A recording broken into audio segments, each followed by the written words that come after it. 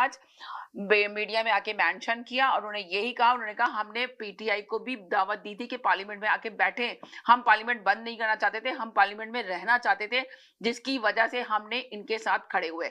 तो अब आपसे पे डिपेंड करता है कि ये बताएं ये सब कहानी मीडिया में ये जो पाकिस्तान की सियासत में चल रही है क्या चल रही है। उन्होंने साफ तरीके से कहा कि हुकूमत को तो एक्सेप्ट अवाम अभी तक नहीं कर रही है, ये मानना पड़ेगा, इन लोगों को सोचना पड़ेगा, अपने आप को देखना पड़ेगा कि अवाम इनकी सलाम का जवाब भी नहीं दे। ये बात भी मेंशन की गई। उन्होंने ये भी कहा कि ये लोग जो ना इन्होंने पूरा गेम रचाया, तो ये गेम कब तक रचाएंगे और कब तक ये अपना गेम को अवाम के पर ठूसने की कोशिश करेंगे और कब तक ये वाह वाह कहलाएंगे।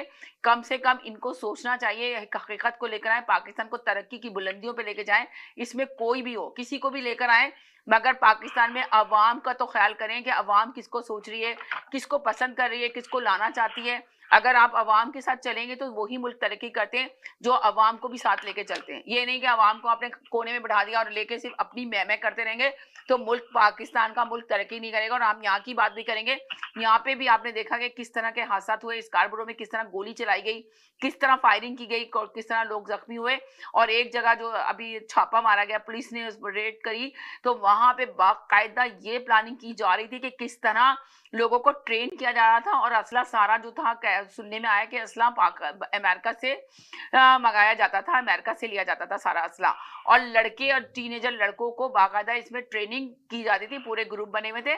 उनको पकड़ा गया है, यहाँ की कंट्री की पुलिस ने पकड़ा है, मगर अब देखते हैं कि कितनी सजा देगी और कितना करेगी ताकि यहाँ के भी हालात सही हो। तो ये मैंने आपको सिर्फ इसलिए बताया कि ये देखें इस तरह के किस्म के हालात इस कंट्री में भी चलने शुरू हो चुके हैं।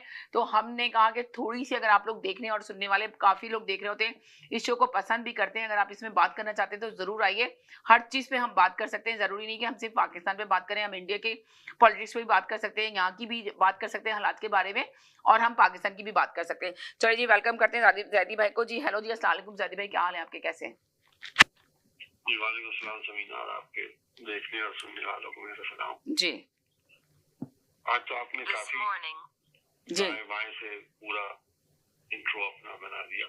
जी, मैंने सारी चीजें मेंशन कर दी ना इंट्रो बनाते वक्त। मैंने सिर्फ इंट्रो नहीं बनाया, मैंने सिर्फ बताया लोगों को ये चीजें चल रही हैं। आप बताइए, आप क्या बोलना चाहते हैं, आप क्या कहना चाहते हैं? टॉपिक पे ना जाइए, आपकी ये सारी चीजें, इसके ऊपर भी आप गुफ्तगू कर सकते हैं, ये था मकसद कहने का। चलें। देखिए, मैं तो सिर्फ यही कहूंगा कि अब जो आने वाले 2-4 दिन हैं जी, तो वो थोड़े से सुकून के दिन हैं, क्योंकि जी, इसकी आमद है और तमाम तर अगर देखा जाए तो सरगर्मियां जो है थोड़ी सी मुअत्तल हो जाएंगी।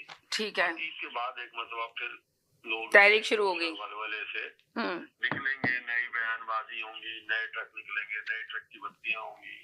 हाँ। कोई कुछ कल का कहा जा रहा है कि बहुत अहम दिन है पाकिस्तान के लिए, कल का। अब तो सुबह हो गई ना, तो आज ही हो गया, हमारा तो रात है, पर कह रहे हैं कल का बहुत दिन अहम है, अहम फैसले 2 आने वाले हैं। तो क्या लगता है आपको, वो अहम फैसले कौन से आएंगे जो इमरान खान के 2 केस? इससे पहले भी ऐसे बहुत कई अहम दिन आ चुके हैं जिनके बारे में ये होता था कि फला तारीख को ऐसा हो जाएगा, फला केस की हियरिंग है या फला केस की है, और वो दिन भी गुजर जाते हैं सभी। हाँ। तो मैं तो नहीं समझता कि कोई ऐसी बहुत बड़ी कोई पेशरफ्त होगी कल राइट। भी। हो सकता है कि जज पेश ना हो सकता है वकील पेश ना हो सकता है मुल्जिमान अदालत में ना आए। इस किस्म की बहुत सी वजूहात सामने आ सकती हैं और ये तारीख एक आगे चली जाएगी, क्योंकि कहने वाले ने ये भी कहा कि अगर कल नहीं तो फिर केस सितंबर तक चला जाएगा। जैसे कि आज अलीमा खान का बयान है कि अगर कल की तारीख नहीं हुई, और मैंने सुना, उन्होंने ये भी कहा कि मैंने सुना कि कल वो रिहा हो जाएंगे। तो सुनने में तो यही आ रहा है कि शायद जमानत पे रिहा हो जाए कल वो।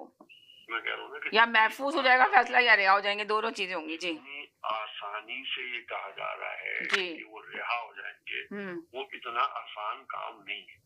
अगर इतनी आसानी से, इतनी सुकून से उनको रिहा होना होता तो ये सारी चीजें नहीं हो रही होती। तो मुझे तो नजर नहीं आता कि कल ऐसी कोई बड़ी बात होगी कि रिहा हो जाएंगे, क्योंकि अंदरूने खाना कोई ऐसी ठोस अभी तक बात नहीं हुई कि जिससे ये लगे कि कोई मुफाहमत की तरफ जा रहे हैं या कोई अंदर बातचीत हो रही है या कोई डील हुई है या किसी इस किस्म की कोई ऐसी चीज, क्योंकि जब